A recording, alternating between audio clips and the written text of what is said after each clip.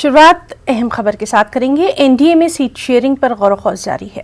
दिल्ली में बीजेपी सदर जेपी नड्डा की रिहाइशगाह पर आज एक अहम मीटिंग हुई। इस मीटिंग में वजीर दाखिला अमित शाह भी मौजूद रहे और इस मीटिंग में बिहार इंतखाबात के इंचार्ज देवेंद्र फडणवीस और रियासत के कई लीडरों ने शिरकत की। बताया जाता है कि जल्द ही सीट शेयरिंग का मसला हल कर लिया जाएगा और 2 दिनों में पार्टी क़यादत को रिपोर्ट सौंप दी जाएगी। भारतीय जनता पार्टी के बिहार प्रदेश के प्रमुख नेताओं की बैठक आज माननीय राष्ट्रीय अध्यक्ष श्री जगत प्रकाश नड्डा जी, देश के गृह मंत्री माननीय अमित शाह जी, भारतीय जनता पार्टी के राष्ट्रीय संगठन मंत्री श्री BL संतोष जी के साथ हुई। बिहार चुनाव में भारतीय जनता पार्टी के हमारे वरिष्ठ नेता, महाराष्ट्र के हमारे पूर्व मुख्यमंत्री देवेंद्र जी अभी पूरे बिहार चुनाव को देख रहे थे। आज से माननीय देवेंद्र फडणवीस जी बिहार चुनाव प्रभारी के नाते पूरे चुनाव का संचालन करेंगे। तो आज राष्ट्रीय अध्यक्ष जी के द्वारा माननीय देवेंद्र जी बिहार के चुनाव प्रभारी भी तय हुए हैं।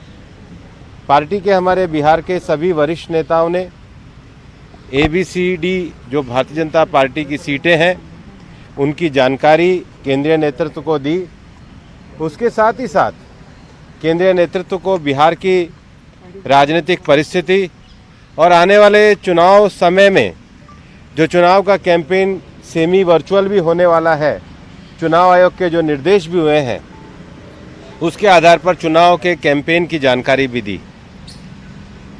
प्रधानमंत्री नरेंद्र मोदी जी के नेतृत्व में जो गरीब कल्याणकारी सरकार केंद्र में चली है और उन्होंने जो विकास के कार्य बिहार में किए हैं उसको लेकर बिहार में एनडीए का गठबंधन मुख्यमंत्री नीतीश कुमार जी के नेतृत्व में मजबूती के साथ चुनाव में उतरेगा।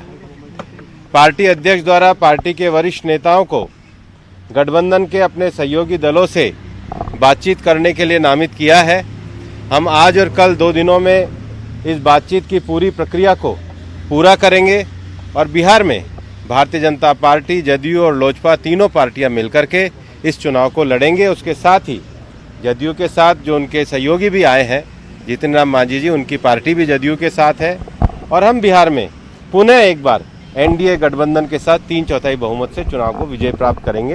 नीतीश जी उसके मुख्यमंत्री रहेंगे। निश्चित रूप से राष्ट्रीय अध्यक्ष जी के द्वारा जदयू से, लोजपा से बात करने के लिए पार्टी के नेताओं को नामित किया है।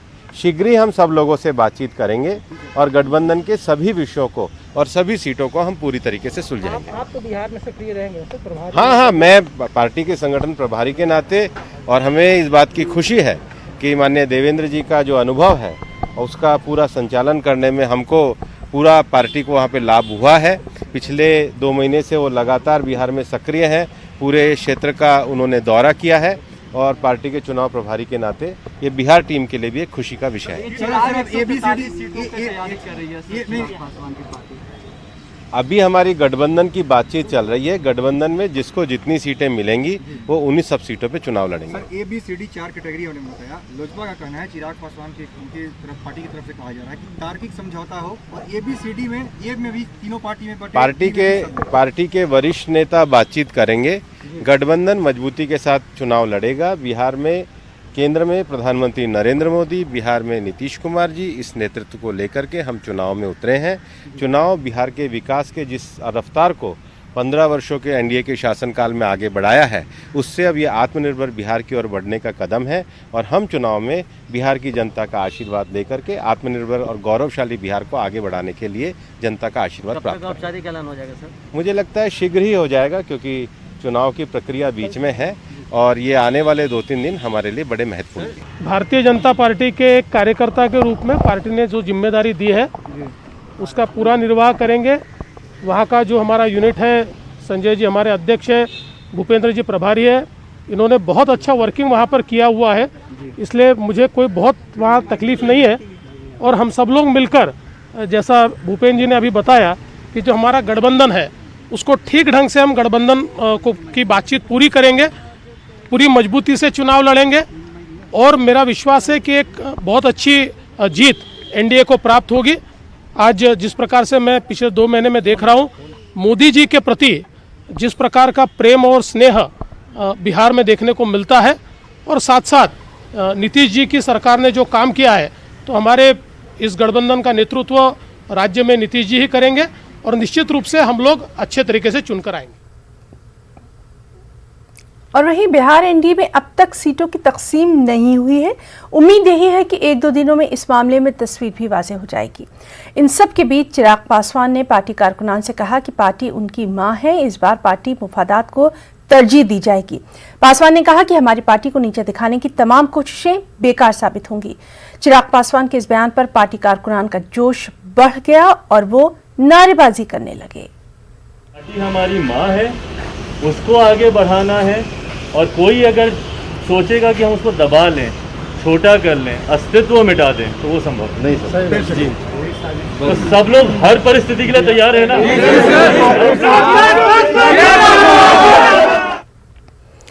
दिल्ली में जहां एक जानिब मीटिंगों का दौर दौरा है, वहीं पटना में टिकटों के दावेदार बीजेपी दफ्तर के चक्कर पे चक्कर लगा रहे हैं।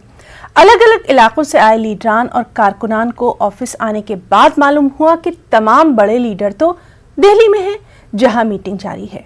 और इन हालात का जायजा लिया हमारे साथी ने। एनडीए में सीट बंटवारे को लेकर बातचीत दिल्ली में चल रही है। बिहार के सभी बड़े नेता बीजेपी के दिल्ली में हैं और वहां बैठकों का दौर चल रहा है। अभी हम बीजेपी के प्रदेश कार्यालय में हैं। यहाँ कोई भी बड़े नेता आज प्रदेश कार्यालय में नहीं है, लेकिन बावजूद जो पार्टी के कार्यकर्ता हैं और खास करके जो टिकट के लिए जो दावेदारी दे रहे हैं अपना, उन लोगों की भीड़ अभी भी बीजेपी दफ्तर में है। एक बार हम तस्वीर दिखा दें आपको। देखिए किस तरह से जो पार्टी के नेता हैं, कार्यकर्ता हैं और साथ ही साथ जो टिकट के आस में काफ़ी अलग अलग जगहों से, बिहार के अलग अलग जिलों से, अलग अलग विधानसभा क्षेत्रों से लोग यहाँ पर जो पहुँचे हैं, वो लोग अभी भी यहाँ मौजूद है। हम एक बार बात कर लेते हैं। कहाँ से आए हैं? बारह चट्टी गया। टिकट के लिए नहीं, सीट के लिए। सीट के लिए आए हैं जी। और यहाँ कोई बड़े नेता नहीं मिले? मेरा कोई नहीं मिले। आप लोग को नहीं थी सूचना कि आज नहीं है कोई? नहीं, सूचना नहीं थी। तो आप लोग आए तो आज कोई फायदा नहीं हुआ आने के बाद? नहीं, अपने जिला अध्यक्ष से मिले, अपनी बात को रखें कि 12 सीट भाजपा को होना चाहिए। आप लोग में से और कहीं से भी हैं कोई? कहाँ से? सुरसंड विधानसभा जिला सीतामढ़ी से हम आए हैं। मुलाकात आपकी हुई यहाँ? हाँ, बातचीत हो रही है और शिवहर की सर्वश्रेष्ठ उम्रदराज सांसद श्रीमती पार्टी के कोई बड़े नेता से यहाँ मिले? कोई जी। कौन? किन? श्रीमती रमा देवी जी से आज सुबह में हमारी बातचीत हुई है। पार्टी ऑफिस में जो संगठन के नेता हैं, कोई प्रदेश अध्यक्ष वगैरह, किन्हीं से मुलाकात तो नहीं हो पाई? अभी तो हम आए ही हैं, अब मुलाकात। वो लोग दिल्ली में हैं सब लोग। जी। तो देखिए, आप जो कार्यकर्ता हैं पार्टी के और साथ ही साथ टिकट के जो दावेदार हैं, उनकी भीड़ लगातार पार्टी के कार्यालय में लग रही है, लेकिन जो मंथन है वो दिल्ली में चल रहा है। आज से कल तक में सब कुछ तय होना है कि आखिर एनडीए में सीट शेयरिंग का फार्मूला क्या होगा, और इसे ही तय करने के लिए सभी जो बड़े नेता हैं प्रदेश के बीजेपी के, वो दिल्ली में कैंप कर रहे हैं और वहाँ मीटिंगों का दौर चल रहा है। कैमरा पर्सन आशीष के साथ साकेत कुमार, न्यूज़ 18 पटना। दिल्ली में आज कांग्रेस स्क्रीनिंग कमेटी की मीटिंग मुनक्किद हुई। इसके बाद पार्टी कानून साज काउंसिल के लीडर सदानंद सिंह ने कहा कि मीटिंग में उम्मीदवारों के नाम पर तबादला ख्याल किया गया, गठबंधन पर कोई चर्चा नहीं हुई। सदानंद ने कहा कि महागठबंधन में सब कुछ ठीक चल रहा है, जबकि एनडीए में कुछ ठीक नजर नहीं आ रहा। सीटों पर ही अगर बात हो तो सीटों पर ही तो पेच फंसा हुआ है। आरजेडी कुछ तय नहीं कर पा रही है कितनी सीटें आप लोगों को देगी। एक तरफ कांग्रेस कह रही है कि हम अकेले चुनाव लड़ेंगे, तो क्या पूरी सीटों पर चुनाव लड़ने की तैयारी चल रही है कांग्रेस की? नहीं, हमारे जो लोग हमारे यहाँ आवेदन किए हैं टिकट के लिए, ये मेरा फर्ज बनता है कि कम से कम आला कमान को उनसे अवगत करा दें कि ये अमुक व्यक्ति चुनाव लड़ने के लिए इच्छुक हैं। देरी तो दूसरी ओर भी हो रही है। कहाँ फाइनल हुआ? लोजपा वाले जितनी सख्ती से विरोध कर रहे हैं, और कांग्रेस में तो कहीं या महागठबंधन में कहीं तो कोई बहुत बात नहीं है। थोड़ा सीट उठ का होता है तो होगा, देखा जाए। लेकिन जो गठबंधन के लोग जो छोड़कर जा रहे हैं, आरएलएसपी, हम ये सब जो चले गए, इसका नुकसान कुछ हमको नहीं लगता है। जो अभी की स्थिति है, यदि उस स्थिति में भी महागठबंधन मजबूत रहेगा तो हमको नहीं लगता है कि कोई बहुत नुकसान होगा। अंतिम सवाल क्या लगता है, अगले 2-3 दिनों में कुछ फाइनल हो जाएगा? यह निश्चित रूप से फाइनल हो जाएगा, क्योंकि कल से नॉमिनेशन शुरू हो गया फर्स्ट फेज का, तो होगा ही। और वहीं हिंदुस्तानी अवाम मोर्चा के लीडर जीतन राम मांझी जहानाबाद की मखदूमपुर सीट से अपने दामाद को चुनाव में उतारना चाहते हैं। उन्होंने कहा कि मखदूमपुर की तरक्की के लिए ही वो अपने दामाद को चुनाव में उतारना चाहते हैं। सियासत में अक़रबा परवरी की बात पर उन्होंने जवाब दिया कि तमाम पार्टियों में ही अक़रबा परवरी है, उन्हें ही टिकट दिए जा रहे हैं। उन्होंने इस ज़िम्न में एलजेपी की मिसाल तक पेश कर डाली। एलजेपी के नाम आप लोग कर रहे हैं, एलजेपी में बताइए ना, 5 आदमी बताइए, एक ही परिवार के सब हैं, उनके बारे में क्यों नहीं सोचते हैं आप? तो आप लोगों की मानसिकता है, आप लोगों की मानसिकता है कि किसी पर उंगली उठा दें तो कौन परिवारवाद की ओर चला है? तो बताइए, क्या ये इंजीनियर को हम दिया है तो 7वां पास है का, 8वां पास है का? जब 8वां पास और 9वां पास को लोग ही देते हैं, ये करते हैं अपने बाल बच्चा को, तो उनके बारे में नहीं बोल रहे हैं। अब जो एक इंजीनियर है, समाज का सेवा करना चाहता है, उसको परिवारवाद कहा जाएगा। और वहीं बिहार में पहले मरहले में 71 सीटों पर इंतखाबात होने हैं। गया जिले के 10 असेंबली सीट के लिए पहले मरहले में 28 अक्टूबर को इंतखाबात होने वाले हैं। पर्चा नामजदगी दाखिल करने से लेकर पोलिंग तक की तमाम तैयारियां मुकम्मल की जा रही हैं। इस ताल्लुक से अलग अलग ओहदेदारों को जिम्मेदारी भी सौंपी गई है। नामांकन के लिए हम लोग की पूरी तैयारी है और नामांकन का सेल बना हुआ है। नामांकन करने जो लोग आएंगे उनको लिए अलग से हेल्प डेस्क बना हुआ है, वो आएंगे और हेल्प डेस्क पे अपने सारे डॉक्यूमेंट को दिखाएंगे कि उस डॉक्यूमेंट में यदि कोई कमी होगी तो हमारे हेल्प डेस्क पे जो कर्मी रहेंगे वो उनको बताएंगे कि ये कमी है, इसको सुधार कर लिया जाए, और सुधार करने के बाद हमारे यहाँ आके नॉमिनेशन करेंगे। इसका जो है सो प्रवेश वर्जित है, चूँकि 144 लागू है, यहाँ पे हो गया है, ऑर्डर से 144 लागू है, इसीलिए यहाँ हर एक आदमी का प्रवेश नहीं हो सकता है। केवल वही लोगों का प्रवेश होगा जो कि नामांकन पर्पज से यहाँ आ रहे हैं, उन्हीं लोगों का प्रवेश होगा। केवल मात्र 2 आदमी आएंगे, और आएंगे अगर जैसे निर्दलीय हैं तो निर्दलीय के साथ 10 प्रस्तावक की आवश्यकता है, ठीक है, तो 10 तो आएंगे, लेकिन निर्वाचित पदाधिकारी मेरे चैम्बर में मात्र 2 आदमी 3 आदमी ही आएंगे, 1 प्लस कैंडिडेट प्लस 2 आदमी और आएंगे। प्रथम चरण में 71 सीटों पर मतदान होना है और उसमें से गया जिला के भी 10 विधानसभा क्षेत्र हैं। इस विधानसभा क्षेत्र के नामांकन की तैयारी पूरी कर ली गई है। आप देख सकते हैं कि नाम निर्देशन कोषांग बनाया गया है जो गया टाउन के लिए, जो कुल 10 विधानसभा क्षेत्र हैं गया में, उसमें से 5 विधानसभा क्षेत्र के लिए गया जिला मुख्यालय में नामांकन पत्र दाखिल होगा, जबकि 3 विधानसभा के लिए सिरघाटी अनुमंडल और 1 विधानसभा के लिए टिकारी और एक अन्य विधानसभा के लिए नीमचक बथानी अनुमंडल मुख्यालय में नामांकन का पत्र दाखिल होगा। और इस नामांकन पत्र दाखिल करने को लेकर सारी तैयारी पूरी कर ली गई है। अलग अलग कोषांग बनाए गए हैं जहां से आवेदन लिया जाएगा, और जो भी कैंडिडेट आएंगे उनके सहायता के लिए हेल्प डेस्क भी बनाया गया है। पहले जब यहाँ नामांकन होता था तो एक कैंडिडेट के साथ 5 लोग आ सकते थे, लेकिन इस बार कोविड गाइडलाइन के अनुसार एक कैंडिडेट के साथ सिर्फ 2 लोग अंदर आएंगे और उनका नामांकन होगा। और बहुत सारी प्रक्रिया जो है ऑनलाइन इस बार की जा रही है, जिससे कि कोविड की जो एडवाइजरी है उसका सही तरीके से पालन हो, और जो चुनाव की जो प्रक्रिया है, नामांकन की प्रक्रिया है, वो भी बेहतर तरीके से हो सके। सहयोगी विपिन के साथ अरुण चौरसिया, न्यूज़ 18 गया। बाराचट्टी में आरजेडी की रुकने असेंबली समता देवी ने मोहनपुर के कई गांव में अवामी राब्ता मुहिम का आगाज किया और अपने 5 साल के दौर में किए गए कामों की जानकारी अवाम को दी। उन्होंने अवाम से उन्हें ही दोबारा मुंतखब करने की अपील भी कर डाली।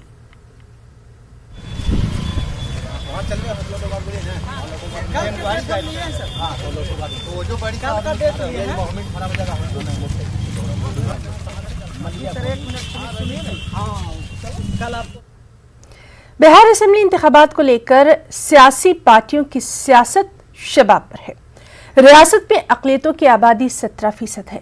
खास बात यह है कि हर पार्टी मुसलमानों के ही वोटों पर अपना दावा ठोक रही है, लेकिन आबादी के एतबार से मुस्लिम नुमाइंदगी देने को कोई भी पार्टी तैयार है ही नहीं। नतीजतन अक़लियतों की नुमाइंदगी लगातार घटती जा रही है। मुस्लिम लीडर भी इस सवाल को नजरअंदाज कर रहे हैं, या फिर यूं कहें कि बचते नजर आ रहे हैं। आपको दिखाते हैं पटना से हमारे साथी महफूज आलम की यह खास रिपोर्ट।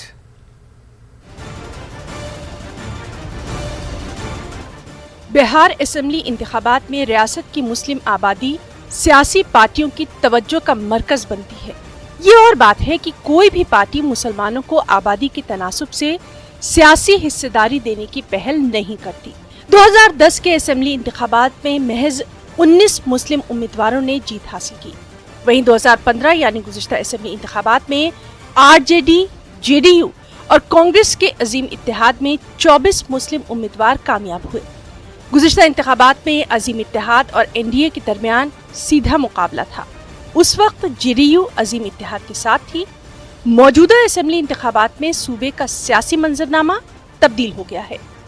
जेडीयू एनडीए का हिस्सा है और एनडीए नीतीश कुमार के नाम पर मुस्लिम वोटों को हासिल करने की मुहिम में जुटी है। एनडीए कभी भी अपीजमेंट नहीं किया है। कांग्रेस पार्टी हो या राष्ट्रीय जनता दल हो, सबने मुसलमानों का इस्तेमाल किया है, इस्तेहसाल किया है, उनका शोषण किया है, वोट बैंक की राजनीति की है, लेकिन उनका डेवलपमेंट और विकास नहीं किया है। हमारे यहाँ on the basis of caste, class, creed, अगड़ी, पिछड़ी, हिंदू, मुस्लिम के आधार पर टिकट नहीं मिलता है। हमारे यहाँ वर्क के हिसाब से मिलता है, जिताऊ उम्मीदवार को मिलता है, कौन लोग जीतेंगे। हाँ, सबका डेवलपमेंट, सबका विकास, सबका विश्वास जरूर होता है। गुज़िश्ता असेंबली इंतखाबात में आरजेडी ने 16 मुस्लिम उम्मीदवारों को टिकट दिया था, जिसमें 12 उम्मीदवार कामयाब हुए। कांग्रेस पार्टी ने 10 मुस्लिम उम्मीदवारों को मैदान में उतारा था, जिसमें 6 उम्मीदवार कामयाब हुए। जेडीयू ने 7 मुस्लिम उम्मीदवारों को टिकट दिया था, जिसमें 5 उम्मीदवार एमएलए बन सके। सीपीआई एमएल से 1 मुस्लिम उम्मीदवार ने जीत हासिल की थी। आरजेडी मुस्लिम वोटों पर कामयाबी हासिल करती रही है, लेकिन टिकट के मामले पर इस बार आरजेडी का मौक़िफ़ भी साफ नहीं है। आरजेडी तर्जुमान मृत्युंजय तिवारी का कहना है कि उनकी पार्टी A to Z की पार्टी है और टिकट में हम सबका ख्याल रखेंगे। माइनॉरिटी को सबसे ज़्यादा टिकट बिहार में आरजेडी देती रही है। A to Z की पार्टी है ना आरजेडी, तो हम लोग तो हितैषी किसके हैं? हम लोग तो अक़लियतों के हितैषी। राष्ट्रीय जनता दल सबको पता है, कौन नहीं जानता है आडवाणी जी का, जब लालू प्रसाद जी ने रथ रोका था। लालू प्रसाद जी राष्ट्रीय जनता दल का ये यूएसपी है। हम सांप्रदायिक सौहार्द बना करके धर्मनिरपेक्षता में विश्वास करते हैं। हिंदू, मुस्लिम, सिख, ईसाई हम सब हैं भाई भाई, यही हमारा यूएसपी है। आइए अब एक नजर डालते हैं गुज़िश्ता साल असेंबली पहुंचने वाले मुस्लिम उम्मीदवारों के नामों की फहरिस्त पर। आरजेडी से अब्दुल बारी सिद्दीकी, मोहम्मद नवाज आलम, अब्दुल सुभान, मोहम्मद इलियास हुसैन, फैसल रहमान, फिराज फातमी, मोहम्मद नेमतुल्ला, फयाज आलम, अब्दुल गफूर, शमीम अहमद, अख्तरुल इस्लाम शाहीन और अबू दुजाना कामयाब हुए। कांग्रेस पार्टी के अब्दुल जलील मस्तान, अब्दुल रहमान, तौसीफ आलम, शकील अहमद खान, आफाक आलम और मोहम्मद जावेद ने कामयाबी हासिल की। जेडीयू से सरफराज आलम, मुजाहिद आलम, शरफुद्दीन, खुर्शीद और फिरोज अहमद और नौशाद आलम ने कामयाबी हासिल की। सीपीआई से महबूब आलम कामयाब रहे। मौजूदा असेंबली इंतखाबात में मुसलमानों की नुमाइंदगी का सवाल कहीं पीछे छूट गया है। पार्टियां उनकी तरक्की का नारा देकर वोट मांगती जरूर नजर आ रही हैं। हमारी एनडीए के साथ गठबंधन है, बीजेपी के साथ गठबंधन है, लेकिन आधा के हिसाब से जो आधी आबादी है, आधी टिकट जो मिलेगी, उस तनासुल से मुस्लिम लीडरान को टिकट दी जाएगी। और मुझे यकीन है कि करीब करीब 8 से 10 टिकट अक़लियतों को मिलेगा। दिलचस्प देखना यह भी है कि मुसलमानों के वोटों पर सियासत करने वाली पार्टियां ही मुसलमानों को आबादी के एतबार से टिकट देने का नाम सुनकर ही नाराज हो जा रही हैं। अब ऐसे में ये सवाल उठना लाजमी है कि क्या आज भी मुसलमान सिर्फ वोट बैंक तक ही महदूद रहेंगे, या फिर उन्हें सियासी हिस्सेदारी देने के सवाल पर भी सियासी पार्टियां कभी संजीदा भी होंगी। न्यूज़ 18 उर्दू के लिए पटना से महफूज आलम की रिपोर्ट। इन दिनों आरजेडी के कई अरकान असेंबली के खिलाफ एहतजाज भी उरूज पर है। राबी देवी की रिहाइशगाह के बाहर तकरीबन हर रोज एहतजाज देखा जा रहा है। आज हिलसा से आए लोगों ने मकामी रुकन असेंबली शक्ति सिंह यादव के खिलाफ एहतजाज किया। मुजाहिरीन ने शक्ति सिंह यादव के बजाय किसी और को टिकट देने की मांग की। हमारे नुमाइंदे ने इन मुजाहिरीन से बातचीत की। इसलिए विरोध कर रहे हैं कि मनमानी काम करते हैं, हिंसा में जाते हैं। जब वोटर उनसे मिले जाता है तो कहता लालू यादव को वोट देता, हमको वोट नहीं जाता, लालू यादव ही जाओ। लालू यादव ही आए हैं, तेजस्वी यादव से मिलना है, प्रतिपक्ष के नेता से बात को रखना है। मुकेश यादव युवा राष्ट्रीय जनता दल उपाध्यक्ष मुकेश यादव के प्रदेश अध्यक्ष हैं, उन्हीं के तरफ से आए हैं। शक्ति यादव का विरोध हम लोग कर रहे हैं, शक्ति यादव का। क्योंकि गरीबों के साथ कदमों में कदमों मिला के चलना नहीं चाहते हैं। कोविड-19 वबा ने हिंदुस्तान में बाइक रिपेयरिंग मैकेनिकों की जिंदगी को भी काफ़ी मुतासर किया। अनलॉक के बाद ये मैकेनिक अब अपने काम पर वापस आ रहे हैं। इन्हें अब हमारी मदद की ज़रूरत है, जिससे ये अपने मुस्तकबिल को फिर से बेहतर बना सकें। और इसी को ध्यान में रखते हुए कैस्टरॉल एक्टिव ने नेटवर्क 18 के साथ मिलकर एक कैंपेन की शुरुआत की है, जिसे प्रोटेक्ट इंडियाज़ इंजन का नाम दिया गया है। इस कैंपेन को अपनी हिमायत देने के लिए मिस कॉल दें 7574003002 पर, या फिर लॉग ऑन करें www.protectindiasengine.com।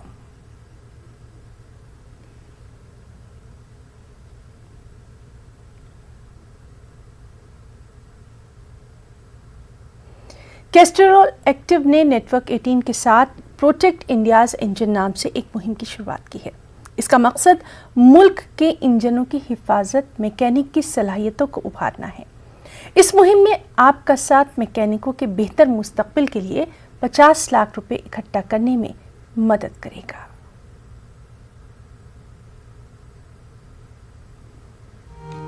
भारत 2 पहिया वाहनों की दुनिया का सबसे बड़ा निर्माता है और साथ ही उनकी सर्विस के लिए बड़ी संख्या में मैकेनिकों को रोजगार के अवसर प्रदान करता रहा है। हालांकि देश भर में हुए लॉकडाउन ने इन छोटे पैमानों के लाखों मैकेनिकों के भविष्य को अंधे कुएं में धकेल दिया। परेशानी यही है क्योंकि लॉकडाउन के बाद तो काम चला ही नहीं है बिल्कुल भी। जैसे लॉकडाउन थोड़ा बढ़ने लगा, खुलने लगा, तो वैसे ही सहज काम भी सही होने लगा, लेकिन अभी भी प्रॉपर तरीके से काम भी इतना अच्छा नहीं है जो होना चाहिए। इसी सिलसिले में जागरूकता बढ़ाने और छोटे पैमाने के मैकेनिकों को सपोर्ट करने के लिए नेटवर्क 18 ने कैस्ट्रॉल एक्टिव के साथ मिलकर प्रोटेक्ट इंडियाज इंजन कैंपेन को लॉन्च किया। देश के इंजन की सुरक्षा और मैकेनिकों के तकनीकी कौशल को उभारने की पहल, ताकि हम उन्हें एक बेहतर कल दे सकें। As mechanics resiliently look to get back on their feet, Castrol India and Network 18 present Protect India's Engine, a joint initiative to empower India's mechanic community to navigate through these difficult times and be better equipped to restart their business. Castrol Active will aim to invest up to ₹50 lakhs towards upskilling initiatives for mechanics. Just like our mechanics who protect our bikes, let's now do our bit to protect them and help them to keep moving ahead. I think India has the largest number of two-wheelers on road, and keeping them running is this army of unsung heroes, our mechanics. So personally, I don't think there could be a better title for this campaign, because as I see it, it is the mechanics who are the real engines of this country. They keep our engines protected and help us keep moving ahead non-stop. So I couldn't think of a better brand to actually take cognizance of this fact and really help this community. जैसे Bharat systematic unlock की ओर बढ़ रहा है, हमारा ये फर्ज बनता है कि हम अपने मैकेनिक भाइयों का समर्थन करें और उनके भविष्य के लिए नए रास्ते खोलें। आइए जुड़िए कैस्ट्रॉल एक्टिव और नेटवर्क 18 के इस पहल से और दीजिए अपना support protect India's engine campaign को। रुक मत चल तू